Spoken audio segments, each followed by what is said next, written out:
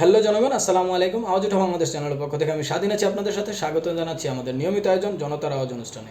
আজকের দিনে আমরা একটা বিষয় নিয়ে কথা বলবো, বাংলাদেশের রাজনৈতিক পরিস্থিতি এবং রাজনৈতিক ইতিহাস থেকে একটু জেনে আসার কিছু বিষয় জেনে আসার চেষ্টা করব। আমাদের বর্তমান সময়ের সবচাইতে বড় দল এবং ক্ষমতার দৌড়ে যারা সবার সামনে, তাদেরকে নিয়ে একটু কথা বলার চেষ্টা করব। আমরা সর্বপ্রথমে দেখে নেব যে 1/11 কেন ঘটেছিল আর এই ইতিহাসগুলো কেন আমাদের জানা উচিত, কেন এই ইতিহাসগুলো মনে রাখা উচিত, মনে করা উচিত।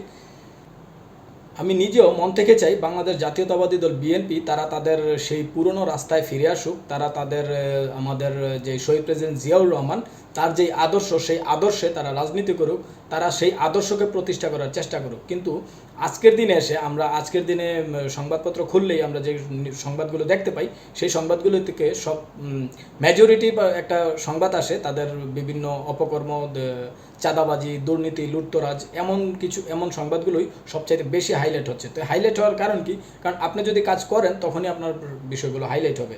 আমরা যদি খেয়াল করি যে আমরা ইশতিয়াক হোসেনের দিকে তাকাই, আমরা কিছুদিন আগে যতটুকু জেনেছি যে প্রধান উপদেষ্টা এবং বিএনপির যে বর্তমান ভারপ্রাপ্ত চেয়ারম্যান তারেক রহমান, তাদের দুজনের মধ্যে একটা 1-by-1 বৈঠক হয়েছে, সেই বৈঠকে নির্বাচন নিয়ে আলোচনা হয়েছে এবং বাংলাদেশের পরিবর্তন নিয়ে এবং বাংলাদেশের যে সংস্কার কার্যক্রম এবং বিচার ব্যবস্থা সব কিছু নিয়েই তারা নিজেদের মধ্যে আলোচনা করেছেন এবং তারা আলোচনার মাধ্যমে একটা ঐক্যমত্যে পৌঁছেছেন যে একটা সম্ভাব্য একটা সময়সীমা তারা নির্ধারণ করেছেন যে ফেব্রুয়ারির মাঝামাঝি অংশে তারা নির্বাচনের একটা সময়সীমা নির্ধারণ করেছেন। কিন্তু তার মধ্যেই এই বৈঠকটি শেষ হওয়ার পরবর্তী সময়ে আমরা দেখতে পাচ্ছি যে ইশতিয়াক হোসেন ঈদের পরবর্তী সময়ে তিনি আবারও তার সেই আন্দোলনে নেমে গেছেন। তিনি রীতিমতো একটা সিটি কর্পোরেশন তার দখলে নিয়ে নিয়েছেন এবং সিটি কর্পোরেশনের কার্যকলাপ তারা ভাগাভাগি করে নিয়েছেন। এটা আসলে কি ইন্ডিকেট করে? এটা আসলে বিএনপিকে কি দেবে? এটা বিএনপির ভবিষ্যৎ যে কার্যক্রম বা বিএনপি যে জনগণের কাছে ভোট চাইতে যাবে, সেই ভোট চাইতে যাওয়াতে কী বাধার সম্মুখীন হতে পারে বিএনপি, সেটা অবশ্যই একটা প্রশ্ন থেকে যায়, সেটা অবশ্যই একটা বিবেচনার বিষয় হয়ে দাঁড়ায়।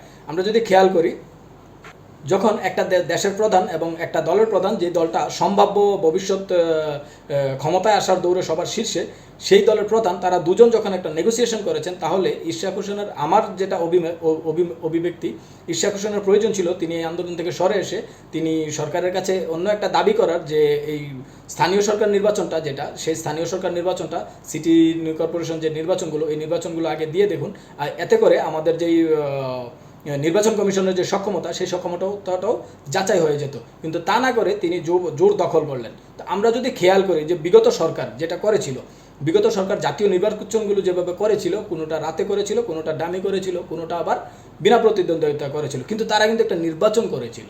তারা কিন্তু দাবি করতে পারবে যে আমরা একটা নির্বাচন করেছি। সেই নির্বাচনে প্রতিপক্ষ অংশগ্রহণ করেনি, সেটা তাদের ব্যাপার। সেই নির্বাচনে রাতে ভোট হয়েছে, তারা প্রতিহত করতে পারেনি, এটা তাদের ব্যাপার। সেই নির্বাচনে তারা অ্যাটেন্ড করেনি, সেটা তাদের ব্যাপার। কিন্তু আমরা কিন্তু নির্বাচনটা নির্বাচন করেছি। কিন্তু আজকের দিনে ইশতিয়াক হোসেন যে কাজটা করেছে, প্রথমত তার হয়তো আদালত কীভাবে এই রায়টা দিয়েছে সেটাও আসলে সাধারণ জনগণের বোধগম্য না। যেই নির্বাচনের মেয়াদ শেষ, সেই মেয়াদের নির্বাচনের রায় দিয়েছে সে সিটি কর্পোরেশন মেয়র। কিন্তু সরকার পক্ষ থেকে যখন তাকে কোনো না কোনো কারণে, হয়তোবা কোনো সমস্যা আছে, সেই সমস্যার কারণে তাকে যখন শপথ পড়ানো হচ্ছিল না, তখন তিনি জোর জবরদস্তি একটা সিটি কর্পোরেশন তিনি দখলে নিয়েছেন। আমি আবারও বলছি, একটা শব্দচয়ন, রাজনীতিতে শব্দচয়নটা অনেকটা খুব ভারী একটা মূল্য বহন করে। তিনি তার নিজের বক্তব্যেই বলেছেন আমরা দখলে নিয়েছি, এবং তারা লিটারেলি সর্বশেষ খবর পাওয়া পর্যন্ত তারা দখলে নিয়েছে এবং তারা কার্যক্রম ভাগাভাগি করে নিয়েছে। তো এই দিক থেকে আমরা যদি দেখি যে 1/11 সরকারটা কেন হলো, 1/11 সরকারটা গঠন হওয়ার একমাত্র কারণ ছিল তৎকালীন সময়ে বিএনপি জামায়াত জোট সরকার, তারা তাদের পছন্দসই একজন ব্যক্তিকে, আমাদের যে নির্দলীয় সরকারের যে সিস্টেমটা ছিল, যেটা তত্ত্বাবধায়ক সরকারের একটা সিস্টেম ছিল, সেই সিস্টেমে তত্ত্বাবধায়ক সরকারের দায়িত্বে তারা চেয়েছিলেন যে তাদের পছন্দসই কোনো ব্যক্তিকে বসিয়ে তারা তাদের মতো করে একটা নির্বাচন আয়োজন করে তারা যেন আবারও ক্ষমতায় আসতে পারেন। সেই পথে বাধা হয়ে দাঁড়ায় তাদের বিরোধী দলের যে রাজনৈতিক দলগুলো ছিল, সেখানে আওয়ামী লীগ, জাতীয় পার্টি এবং তাদের আরও ছোট বড় অনেকগুলো দল ছিল।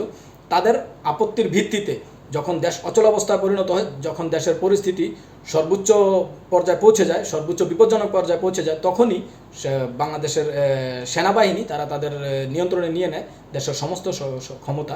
সেই প্রেক্ষিতেই 1/11 সৃষ্টি। সেই 1/11 থেকেই 2 বছর, অথবা আমি যদি ভুল না করে দেখি 2.5 বছর তারা দেশ পরিচালনা করেছিল।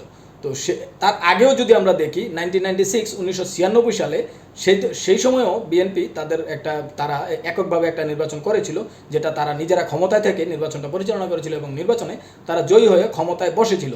কিন্তু সেই সময়ে আমাদের সেই দুর্বিষহ যে আন্দোলন, লগিবৈঠা আন্দোলন, সেই লগিবৈঠা আন্দোলনের কথা আমরা অবশ্যই ভুলে যাইনি। কিন্তু ওই অতীত থেকে তারা আমাদের বর্তমান যে বিএনপি তারা শিক্ষা নিচ্ছে না। কেন নিচ্ছে না এটা আসলে আমাদের বোধগম্য না।